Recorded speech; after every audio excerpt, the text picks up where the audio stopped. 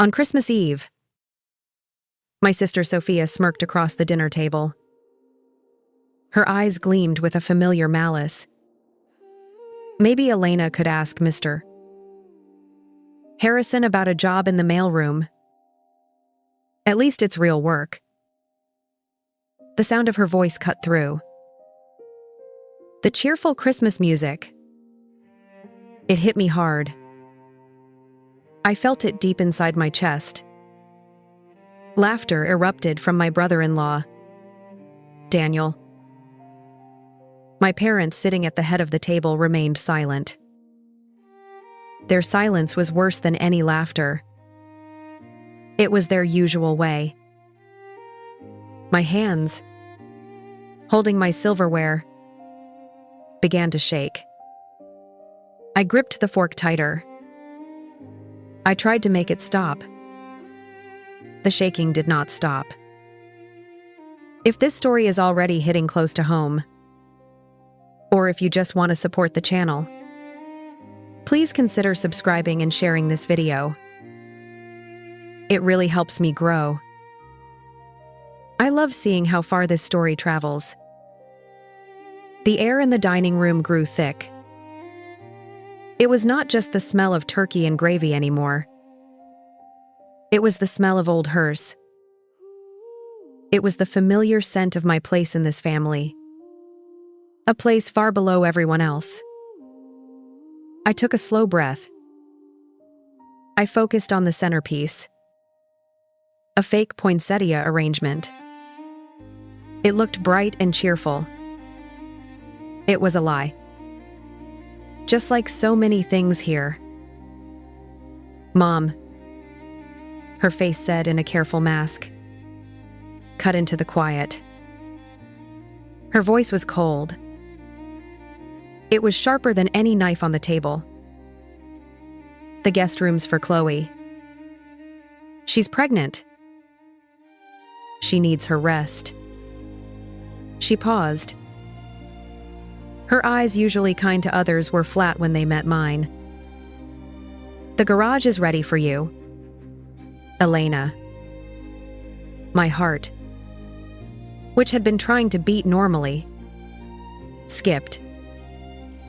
Then it began to pound. It wasn't just the words. It was the way she said them.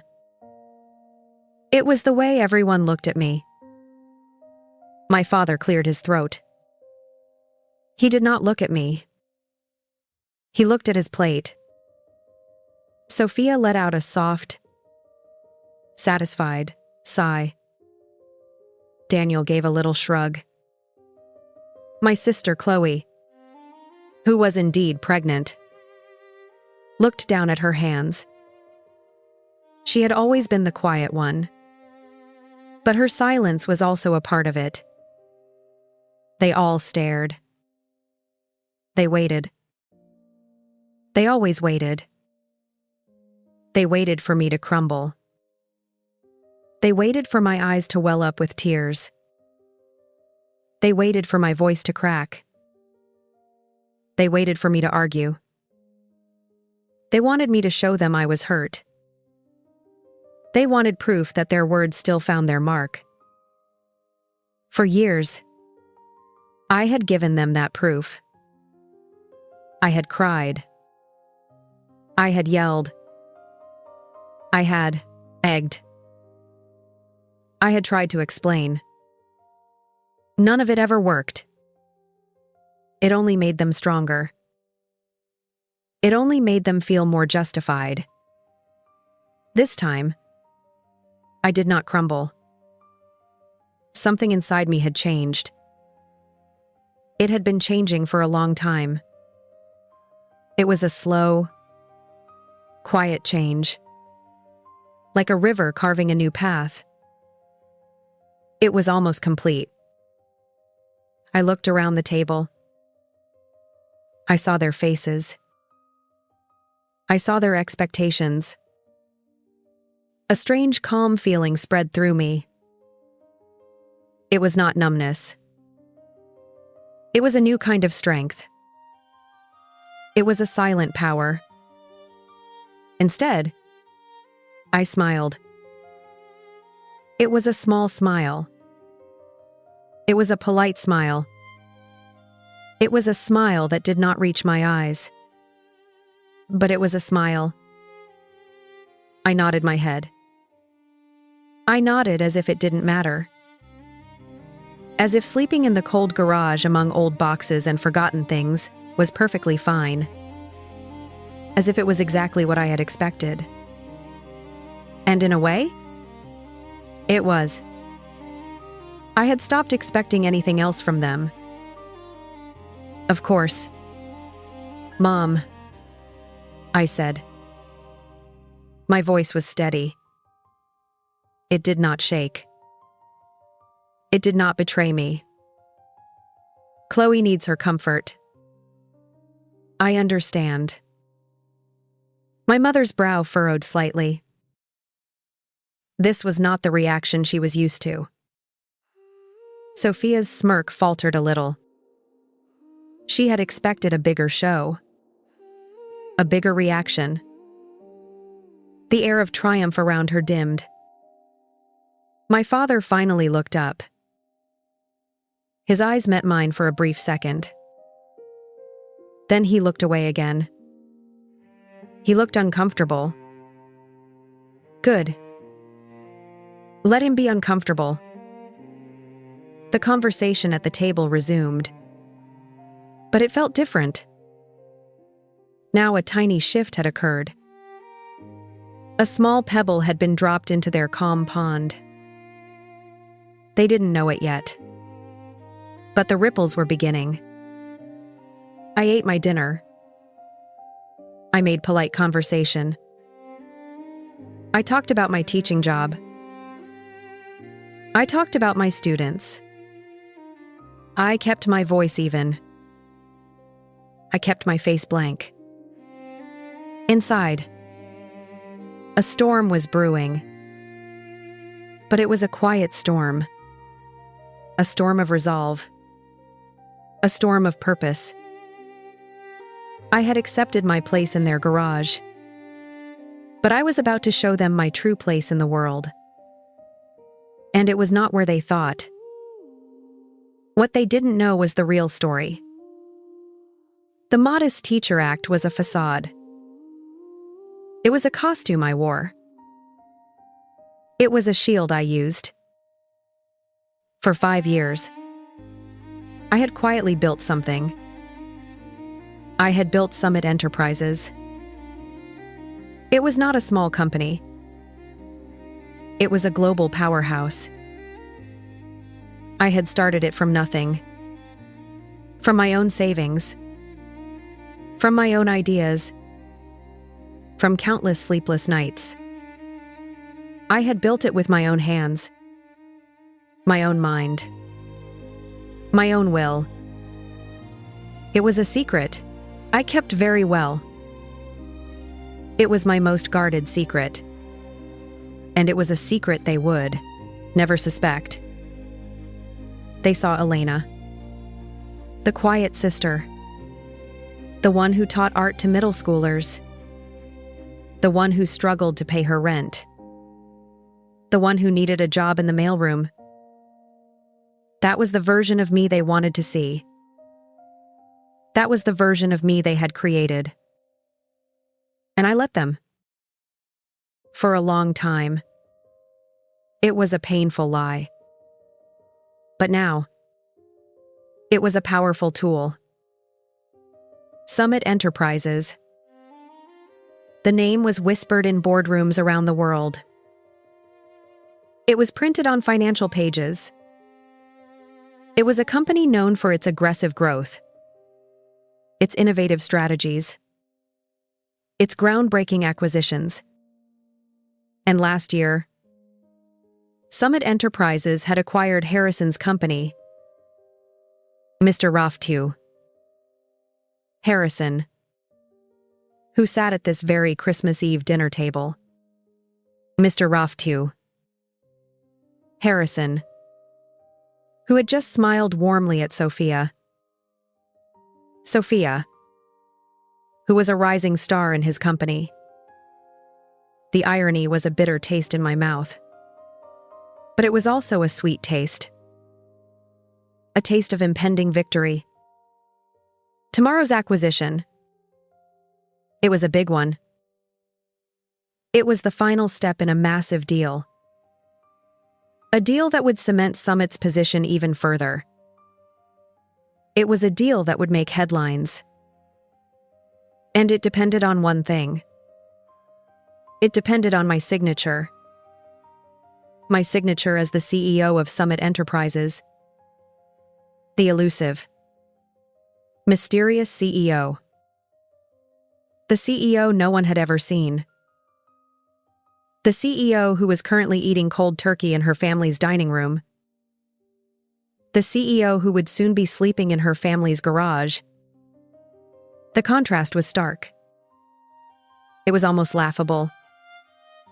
Here. I was the forgotten daughter. The one who didn't quite fit. The one who was relegated to the garage. Out there in the real world. I was a force. I commanded respect. I made decisions that affected thousands of lives. I held immense power. It was a strange duality. A life split into two very different realities. I thought about the early days of Summit. The tiny apartment. The borrowed laptop. The fear of failure that fueled me. The constant doubt from everyone. Not just my family, but friends. too. Why aren't you just happy being a teacher? Elena? They'd asked. That's a stable job. Stable? That word always felt like a cage to me. My family had always pushed me towards safe paths. Paths they understood. Paths they could control. My teaching job was their idea of a good girl career. It was something they could categorize. Something they could belittle if they chose. But I craved more. I craved to create. To build. To prove something. Not to them. Not anymore. But to myself. The idea for Summit had sparked from a frustration. A frustration with inefficiency. With outdated systems. I saw gaps in the market. I saw opportunities where others saw only problems. I started small. 1 client. Then 2. Then a team of dedicated abs. Bright people who believed in my vision. People who didn't care about my family background. People who only cared about results. About innovation. The growth had been exponential. We had faced challenges. Of course. Near failures. Moments of intense pressure. But each time I had pushed through, I had learned. I had adapted. I had become stronger. The quiet, shy girl they remembered was gone. She had been replaced by a leader. A strategist. A woman who could make tough decisions without flinching. Remembered the day the Harrison acquisition closed. It was a Friday afternoon. My legal team called me with the news. It's done. Elena. My lead counsel, Michael, had said, his voice beaming. Harrison and Co. is officially part of Summit. I had sat in my sleek corner office, looking out at the New York skyline. The city lights glittered below me. A vast, endless expanse of ambition and power. And I, Elena Vance, owned a piece of it. A very large piece of it. That evening, I didn't celebrate with champagne and caviar. I ordered takeout. I sat on my plush sofa looking at the city. A profound sense of accomplishment washed over me, but also a quiet loneliness. There was no one to share this with. No one who would truly understand the journey. My family. They would never know. And part of me was okay with that. Their understanding came with judgment. Their approval came with strings. Their love, if it was love, felt conditional. So, I kept my secret. I kept my two lives separate.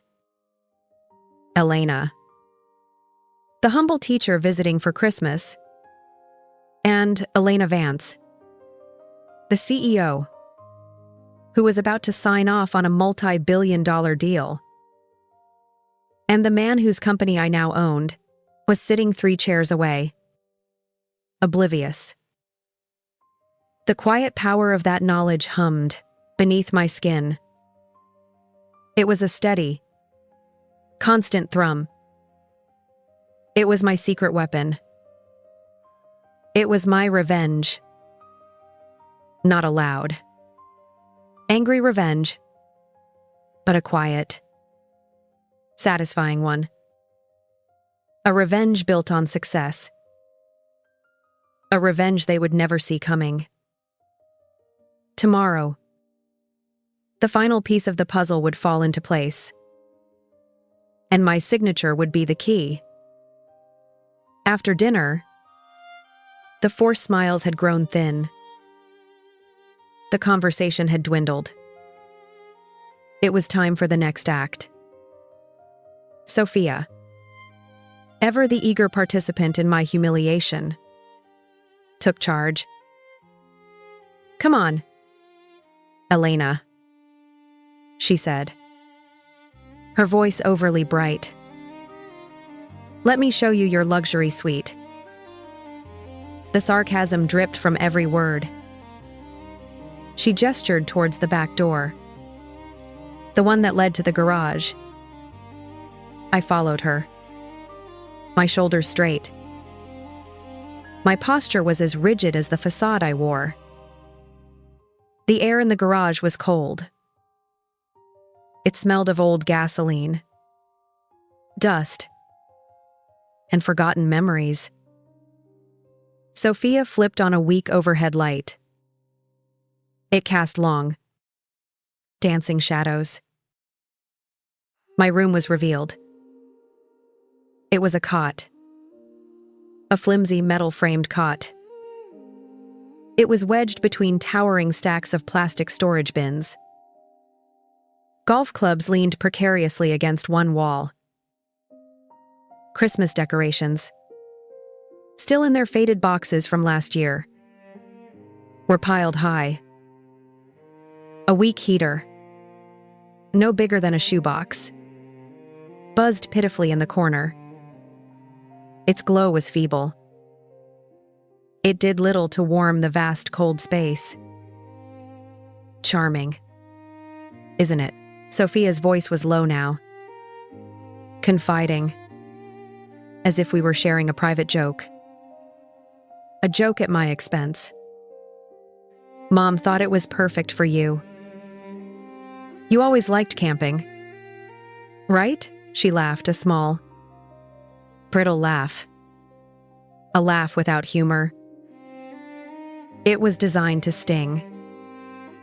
And it did a little. A tiny prick. But I had been prick-ricked so many times.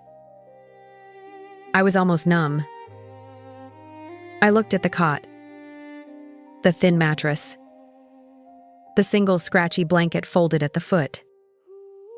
This was where they truly saw me. This was my worth to them. A spare. An inconvenience to be tucked away with the junk. Out of sight. Out of mind. It had always been this way. Always the last one chosen. Always the afterthought. The one they tolerated, but never truly welcomed. I remembered other Christmases. The year I was 12, I had made a beautiful ceramic vase in art class. I had worked on it for weeks. It was a gift for Mom. I wrapped it carefully. On Christmas morning, everyone else received expensive gadgets. New clothes. Trips. My vase was opened. Mom gave a tight smile. "Oh, Elena. How thoughtful." It was placed on a shelf in the living room for a week. Then it disappeared. I found it months later, broken in a box in the attic. My art. My effort. My love. Broken. Forgotten. Another year. I won a statewide essay contest. I was so proud. I told them at dinner. Sophia rolled her eyes. "Who cares about essays?"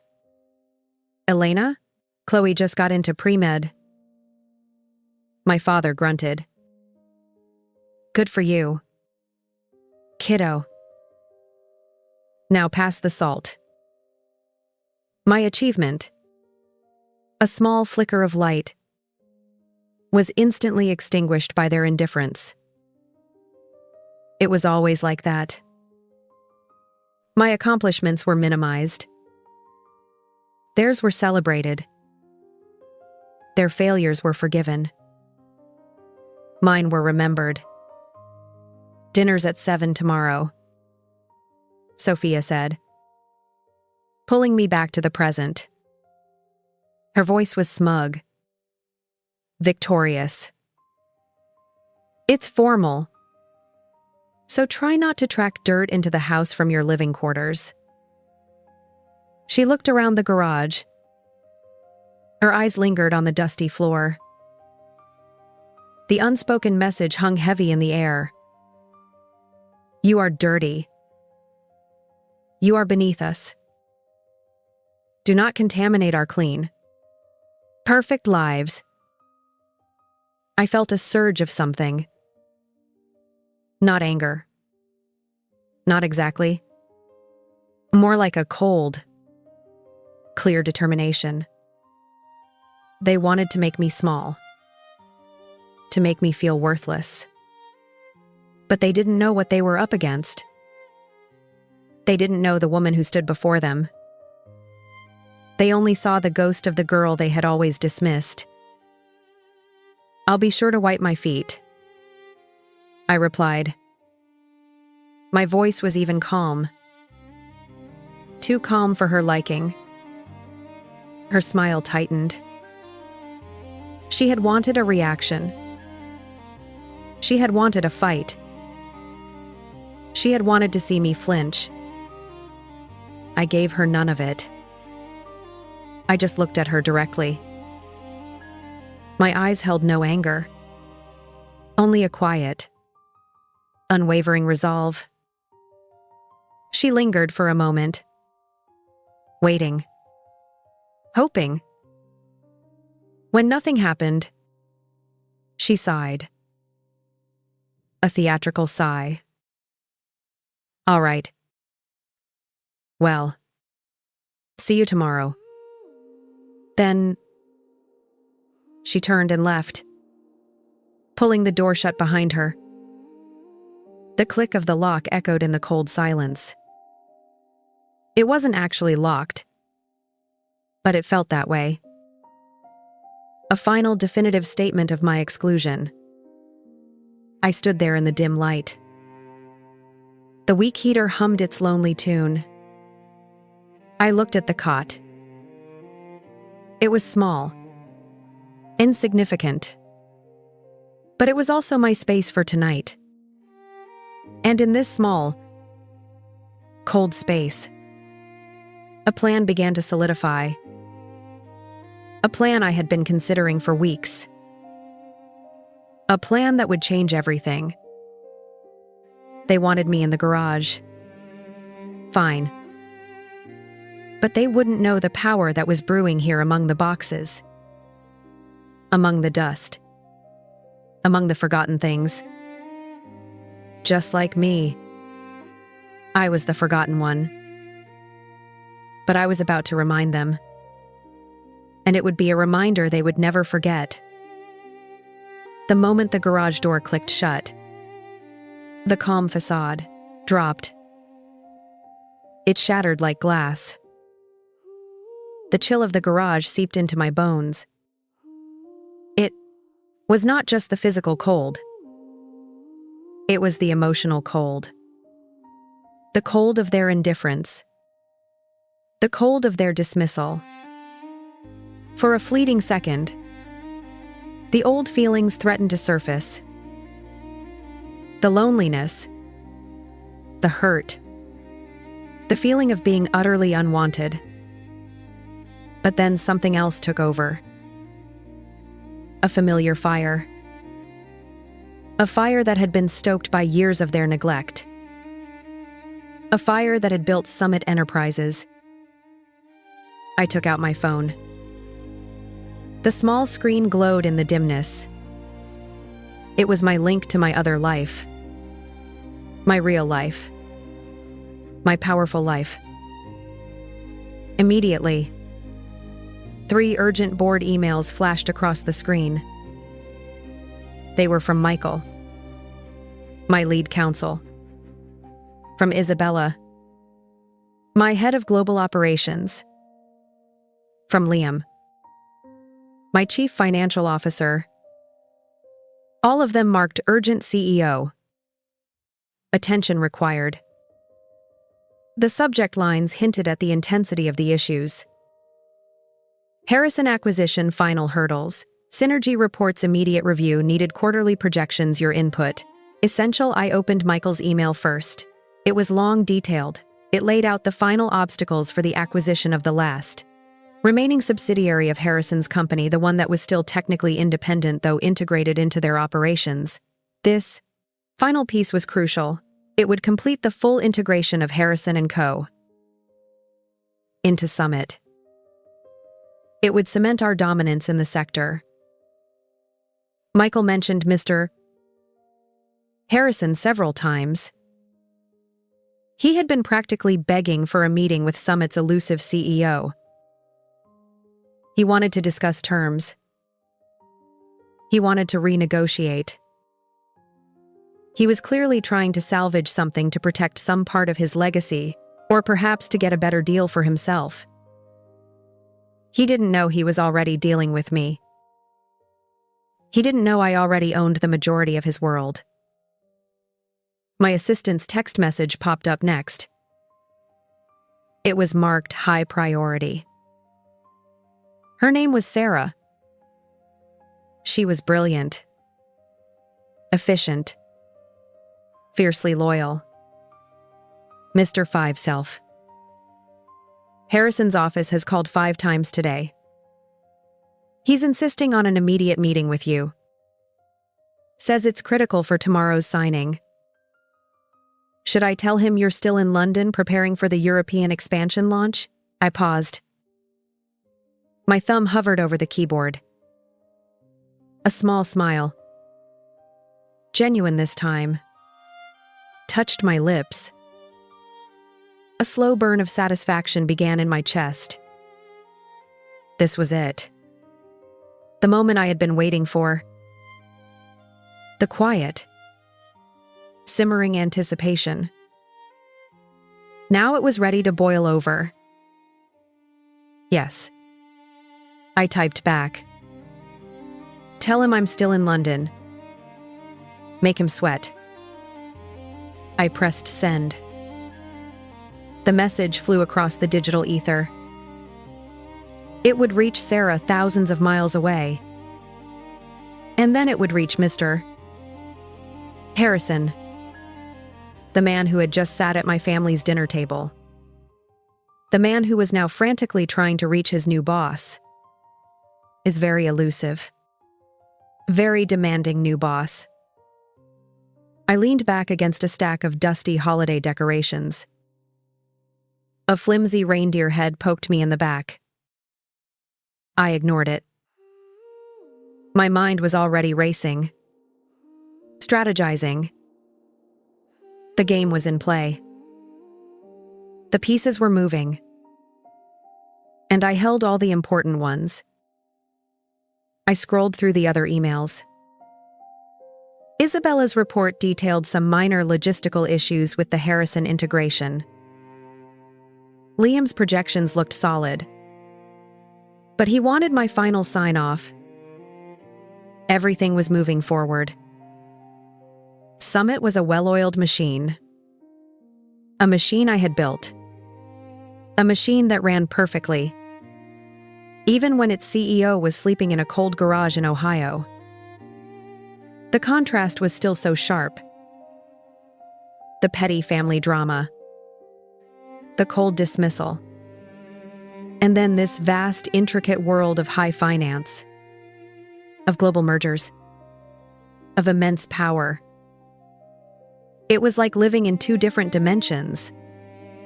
And for too long, only one dimension had been visible to my family. I thought about Mr. Petit. Harrison. He was a good man in some ways. An old-school businessman. He had built his company with hard work. But he had become complacent. He hadn't adapted fast enough. Summit had seen the opportunity. We had moved swiftly. Decisively. Now he was scrambling. He was feeling the pressure. The kind of pressure I was very familiar with. The pressure to prove yourself. To fight for what you believed in. He thought he was dealing with some faceless corporate entity. A board of stern older men. He had no idea the CEO was a woman. No idea she was young. No idea she had a history with his company through her sister's connection. He certainly had no idea she was the quiet, unassuming sister. The one he'd probably forgotten about the moment he left the dinner table. The thought made me smile again. A genuine, almost mischievous smile. This was going to be interesting. More interesting than I had anticipated. The plan, which had been a slow-burning idea, was now fully ignited. The reveal. It wasn't just about my family anymore. It was about showing them the full scope of their oversight. The full depth of their misjudgment. I spent the next hour working from my cot in the garage. The dim light. The cold air. The stacks of boxes. None of it mattered. My mind was sharp. Focused. I drafted responses. I gave instructions. I reviewed reports. I made decisions that would impact thousands of employees. Millions of dollars. The future of a global corporation. This was my world. This was where I belonged. Not in the shadow of my family's expectations. Not in the role they had assigned me. I was not the victim they believed me to be. Not anymore. I was the architect of my own destiny. The master of my own fate. And tomorrow on Christmas Day, the stage would be set. The curtain would rise. And the performance of a lifetime would begin. A performance that would shock them all. A performance that would finally irrevocably redefine me in their eyes. The warmth of that anticipation was stronger than any heater in that cold garage. It was a warmth that came from within. and it was blazing. The next evening, Christmas Day, the air in the house was heavy with forced festivity. The smell of roasted ham mingled with pine and something else indefinable. A tension that always seemed to hum beneath the surface of our family gatherings. I arrived punctually at 7, showered and dressed in a simple but elegant black dress. My shoes were clean, my face calm. I had spent the day working, finalizing details for the acquisition. My Christmas holiday had been anything but a holiday. The dining room was brightly lit. The table was laden with food. Everyone was already seated.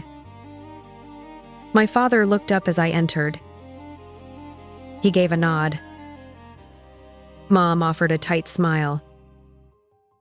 Sophia was already mid-sentence, her voice ringing with self-importance. She was holding court. And then Mr. Harrison said, "Sophia, you're one of our fastest rising stars. Your insights are invaluable to this merger with Summit." She beamed, looking around the table, soaking in the attention. Her husband, Daniel, clapped softly. Chloe offered a polite smile. Sophia paused, took a sip of wine, and then continued, her voice swelling with pride. "He's even talking about a promotion. Junior VP of Operations. It's a huge step for me." She glanced at me. A quick dismissive flick of her eyes. It was a challenge. A silent dare for me to respond. To show some kind of jealousy. Some kind of envy. I simply took my seat. My face remained impassive. Mr. Harrison, who was indeed present sitting next to my father, it beamed. He looked genuinely pleased. "She's absolutely right," he said. His voice hearty. "Sophia is one of our rising stars. A real talent. The Summit merger. Elena. It's been a great thing for us. Really opened up new avenues, though." He chuckled a nervous sound. "Their CEO is certainly hard to pin down. A bit of a mystery, that one." He looked around the table, inviting comments.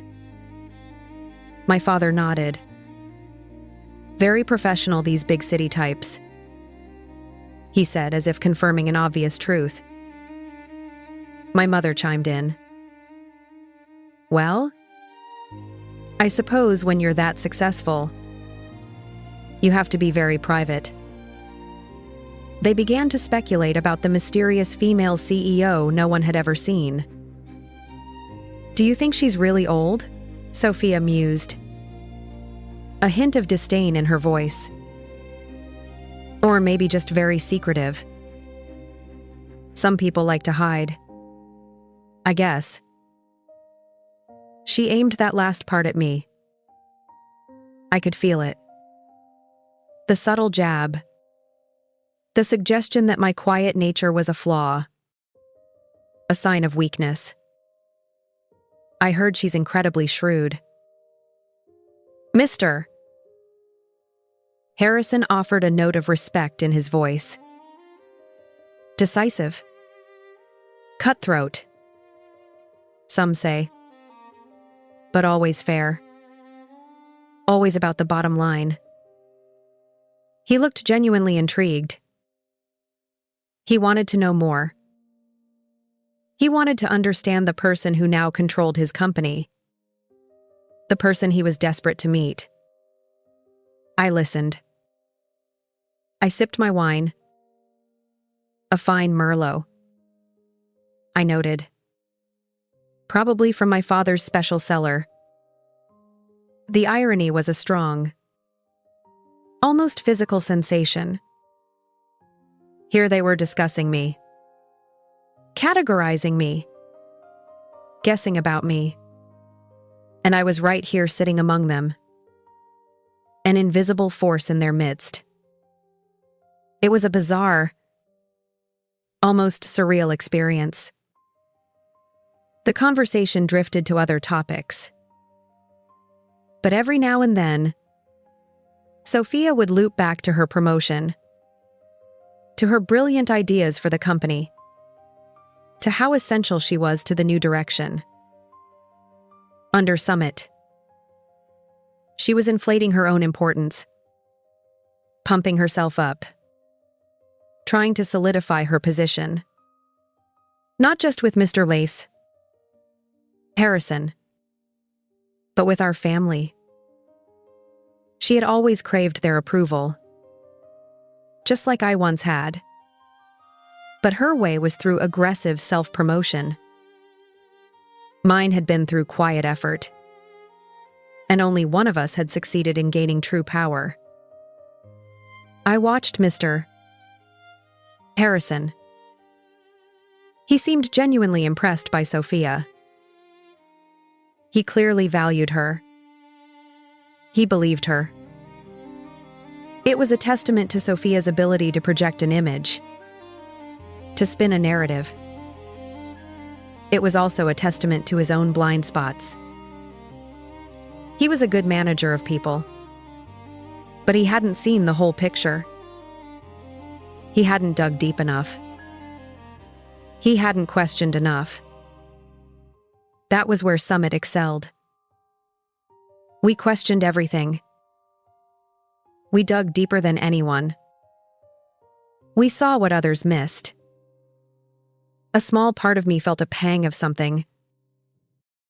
Not pity exactly. More like a quiet understanding of how easily people could be fooled. How easily they could be led astray by appearances, by confident pronouncements. It was a valuable lesson. A lesson I had learned well, and a lesson I was about to teach. Plate was full of food, but I ate slowly, deliberately. Each bite was a moment to savor. Not just the food, but the unfolding drama. The quiet satisfaction of knowing the great, powerful secret I held. The power of my invisible hand.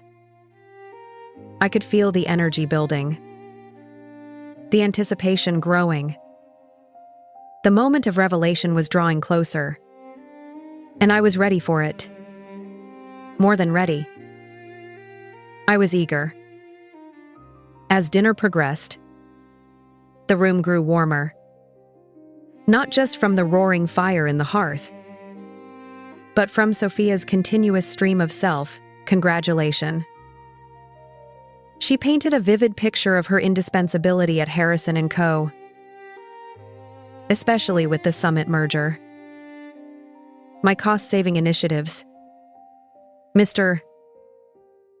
Harrison, she declared, gesturing dramatically with her fork. They've already made a huge impact. Streamlining departments. Cutting unnecessary staff. She puffed out her chest. Efficiency is key, after all. Mr. Harrison nodded enthusiastically. She's absolutely right. Sophia has been a real breath of fresh air.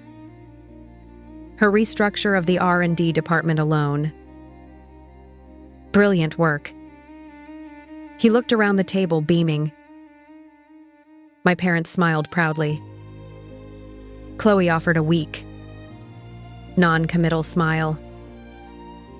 My stomach churned. Not from the food, but from Sophia's words. Cost-saving. Cutting. Unnecessary staff. Efficiency. I knew exactly what she was talking about. And I knew the real numbers. My reports generated by Summit's top financial analysts tracked every single one of Sophia's brilliant decisions. Her cost-saving restructure of the R&D department. It had actually lost the company over $3 million. She had slashed the budgets of vital research projects. She had laid off experienced engineers critical to developing new patents. She had underestimated the long-term value of innovation. She had only seen the immediate bottom line, the short-term gain, and it was a massive, expensive mistake. My internal dialogue was a precise cold calculation. Each of Sophia's boasts was met with a stark, undeniable fact from my mental ledger. She talked about streamlining client services. I knew that had resulted in a 15% drop in customer satisfaction and several major client defections. She bragged about optimizing supply chain logistics. I knew that had led to bottlenecks, missed deadlines, and increased operational costs. My reports tracked every mistake, every poor decision, every single misstep. Summit's acquisition strategy was not just about buying companies.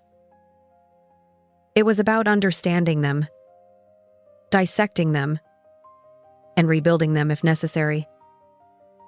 And to do that, we needed to know every detail, every success, and every failure, especially the failures.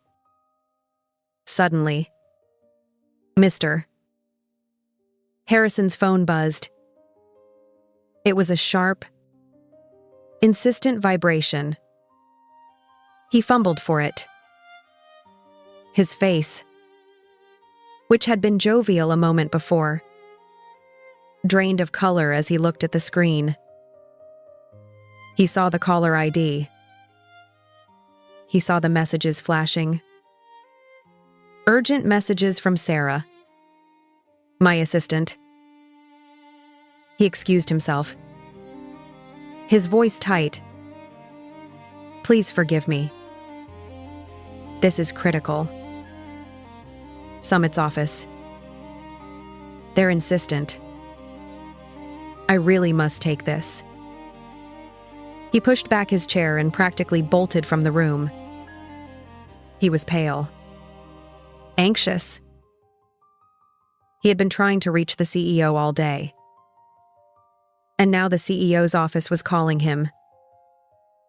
It was a calculated move, a deliberate tightening of the screws. Sophia frowned. Honestly, these big corporations. She sniffed, trying to regain control of the conversation. So demanding. Mr. What if? Harrison should really set boundaries. Her voice lacked its earlier confidence. The interruption had clearly rattled her. She had been the center of attention. Now the focus had shifted to me, or rather to the looming presence of my other life. My parents looked at each other. They sensed the shift. 2. The subtle change in atmosphere. My father cleared his throat again. A nervous habit. My mother dabbed her mouth with a napkin. The easy flow of conversation had been disrupted. A crack had appeared in their carefully constructed reality. Sophia, sensing the loss of her audience, tried again to steer the conversation back to her achievements. Anyway, as I was saying, these new strategies, they've been groundbreaking. Mr. What if? Harrison is thrilled with my performance. He's putting me in charge of the post-merger integration for the Eastern region. She offered a triumphant smile. It was desperate now. A plea for validation. I met her gaze. My expression was unreadable. Her words felt hollow. I knew the truth. I knew what was coming. The entire dinner had been a prelude. A carefully orchestrated setup. Every boast she made, every false claim, was digging her hole deeper. And I, the quiet, dismissed sister, held the shovel, and the ladder, and the final say. The silence after her last boast felt heavier than before. The fire crackled in the hearth. The Christmas music played softly, but the festive mood had completely evaporated.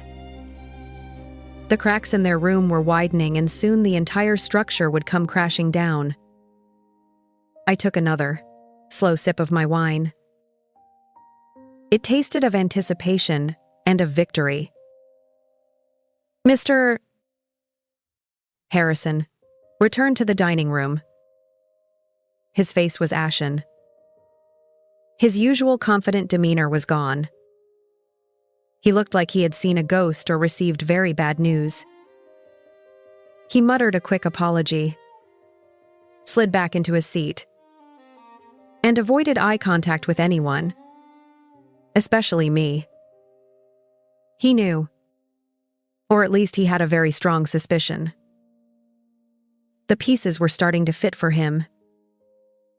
Sophia, still trying to salvage her narrative, leaned over to him. Everything all right? Mr. Dot.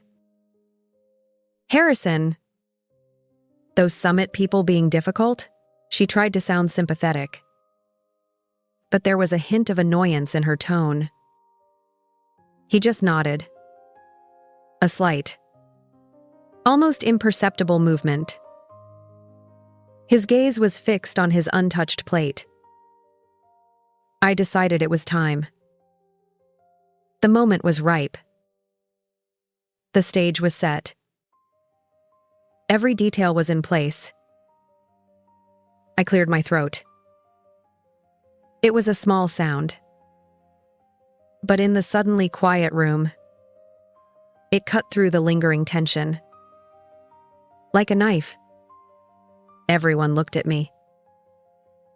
My mother's eyes, usually so dismissive, held a flicker of curiosity. Sophia looked annoyed. What is it? Elena, do you have something to add about mailroom efficiency? She sneered. I ignored her.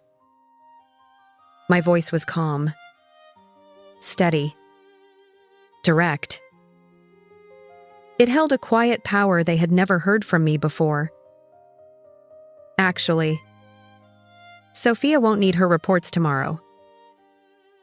Not for the Eastern region or any region. Silence. Complete, absolute silence. The crackling fire suddenly sounded loud. The Christmas music, too. My mother blinked slowly. Her brow furrowed in confusion. My father stopped chewing. His fork clattered softly against his plate. Sophia's sneer hardened. She looked at me as if I had lost my mind. What are you talking about? Elena, you don't even work for Summit. You're a teacher. A part-time teacher at that. Her words were laced with her usual scorn. Her voice was full of disdain. The familiar disdain that had been my constant companion for years. I smiled. It was a genuine smile this time. A deep, powerful satisfaction bloomed in my chest. This was it. The moment of truth. The moment I had worked for. the moment I had endured so much for. I stood up slowly, said deliberately. My movements were fluid, confident. I reached into my purse. I pulled out my identification card.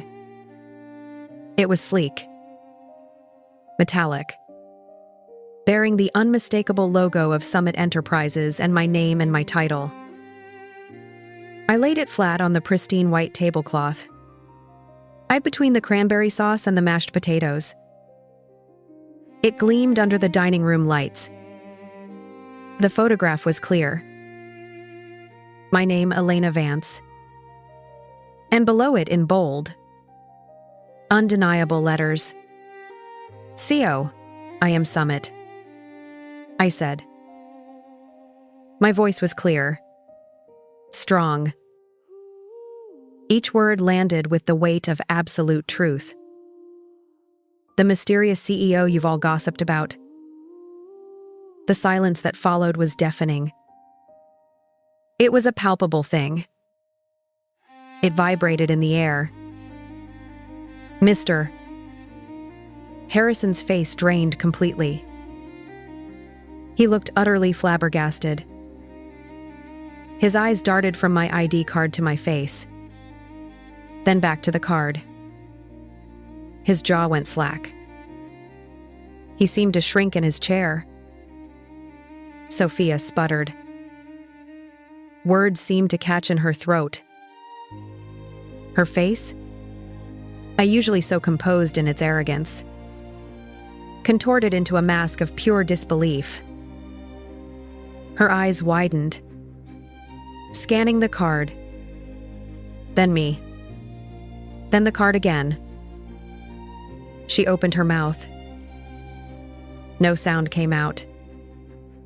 My mother dropped her wine glass.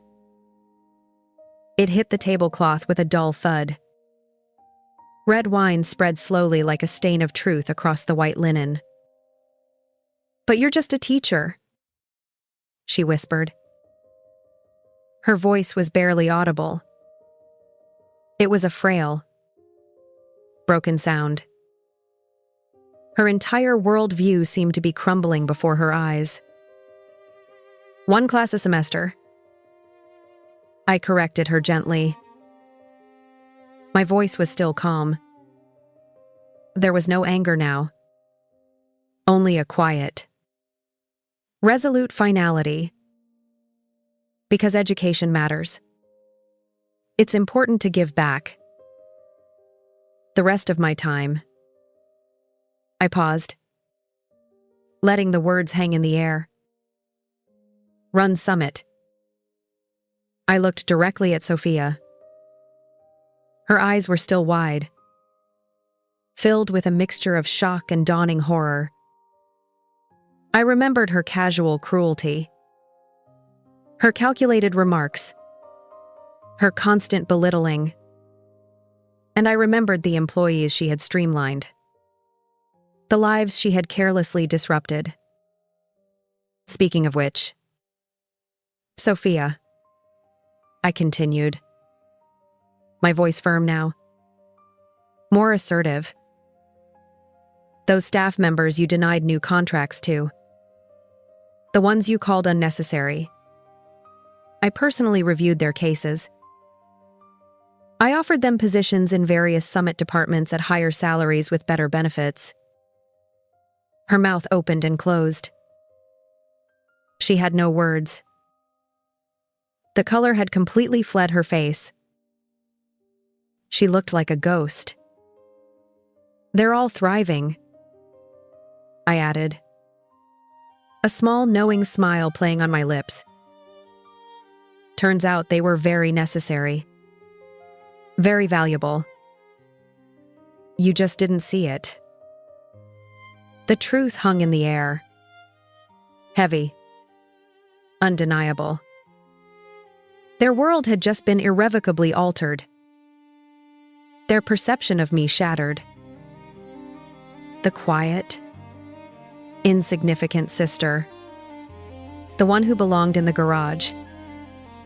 She was gone. In her place stood the CEO, the owner of their world, the silent force they had never suspected. And the silence in the room was absolute. A silence that spoke volumes. A silence that was finally truly my victory. The silence in the dining room stretched thick and suffocating. It was broken only by the drip. Drip. Drip of red wine from the tablecloth onto the polished floor. My mother stared at the spreading stain. Her eyes glazed over. She looked utterly lost, as if the world she knew had just tilted on its axis. Mr. Harrison finally managed to stammer. But the calls.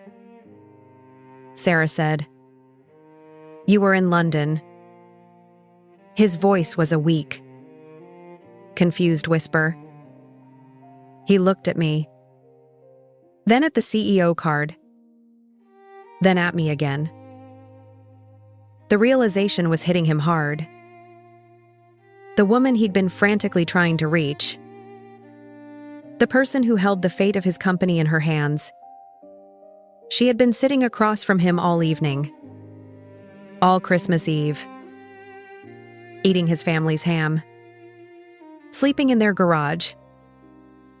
The humiliation was clear on his face. He felt foolish, betrayed. Even Sophia, however, was past stuttering. A raw, guttural sound escaped her throat. "This is a trick. You're making this up. Elena, you can't be Summit." Her voice rose, shrill and desperate. She reached across the table, grabbing the ID card. She scrutinized it as if trying to find a flaw, a fake. But it was real. The embedded chip, the holographic security features, all undeniable. "It's not a trick, Sophia," I said, my voice cutting through her rising hysteria. "It's the truth. The truth you were too busy to see. Too busy judging. Too busy dismissing. My father, who had been uncharacteristically quiet, finally spoke. His voice was rough. "Elena, is this really true?" He looked at me, a flicker of something new in his eyes. A dawning respect. Confusion. Shame. I couldn't tell. Maybe all three. "It's true, Dad," I confirmed simply. "But the teacher thing," my mother managed to say again, her voice still weak. "You told us you were struggling to make ends meet." "Why would you?" she trailed off, unable to form the question. The idea that her neglected daughter, could possess such power, such wealth, and have kept it secret was clearly beyond her comprehension. It shattered the narrative she had carefully constructed for me. The narrative of the struggling less than child. I said, "I taught one class a semester. I mom, which I do." And I said, "Education matters to me." It still does, I explained. Not with anger, but with a quiet, firm dignity. I believe in giving back, in nurturing young minds. It's a passion, not a profession I rely on for income. The struggling part was your assumption, not my declaration. I looked at Sophia again. Her face was a storm of emotions. Disbelief. Anger. Resentment. And something else. A deep gnawing fear. The fear of exposure.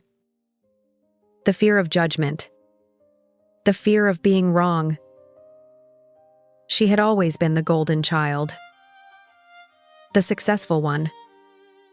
The one who had it all. And now, in a single moment, her carefully constructed world had imploded. Those employees. She spat. Her voice laced with venom. They were dead weight. You just threw money at them. No. Sophia. I countered. My voice steady and unwavering. They were people. Talented people. People you dismissed because you saw only numbers. Not potential. You made short-sighted decisions driven by a desire for quick wins. My reports track every single one of your cost-saving initiatives. I know the actual losses they incurred. I know the contracts you jeopardized. I know the long-term damage you inflicted on the very company you claim to be saving. Her eyes widened further. The full weight of my statement hit her. Her junior VP of Operations promotion. Her carefully cultivated image. All of it was a lie. A lie I had been watching. A lie I had been documenting. You denied staff crucial resources. I continued, my voice becoming more deliberate, almost analytical. People begged for essential software upgrades, for additional support staff. You cut their budgets, saying they needed to learn to do more with less. Do you know how many left out of sheer frustration? How many talented individuals resigned because they felt unsupported, undervalued, and unheard? Sophia opened her mouth to argue, but no words came out. Her face was beet red. She was trapped. She knew I had the information.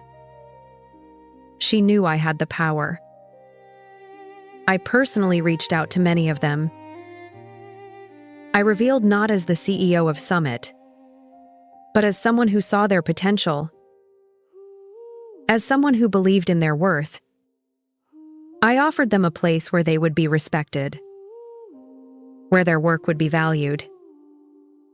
They are now integral parts of Summit, contributing significantly to our success. The very success you just praised. My words hung in the air. A stark, undeniable indictment. They stripped away every layer of Sophia's carefully crafted persona. She had built her career on the backs of others, stepping over those she deemed inferior.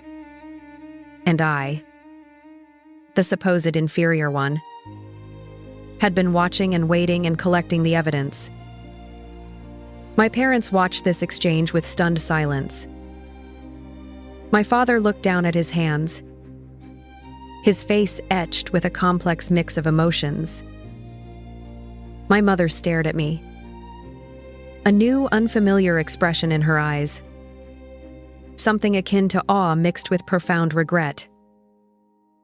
The years of neglect, the constant dismissals, the banishment to the garage, all of it must have been replaying in their minds. They had underestimated me. They had fundamentally misunderstood me. And now they were witnessing the full, undeniable consequences of their actions. The fallout was real, and it had just begun. I looked around the room one last time.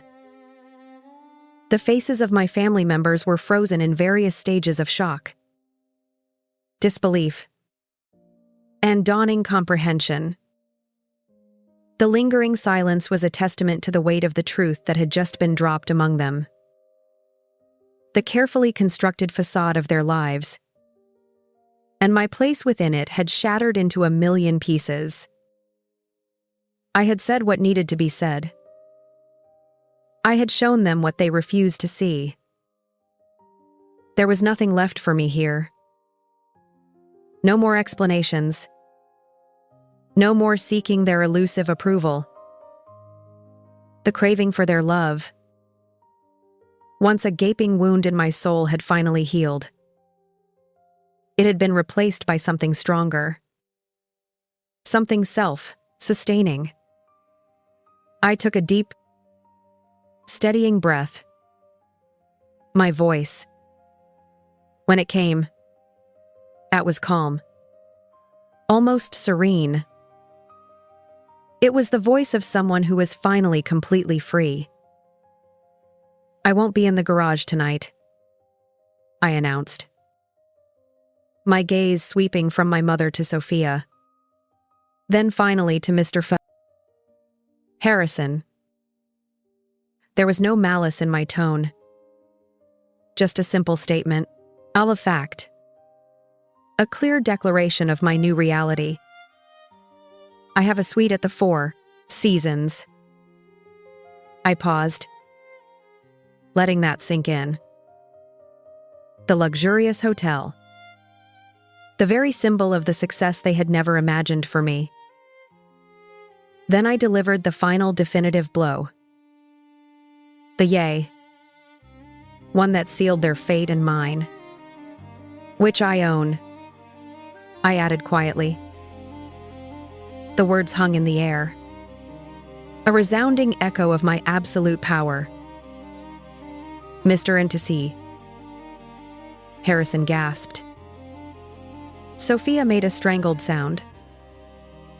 My mother's eyes, already wide with shock, grew even larger.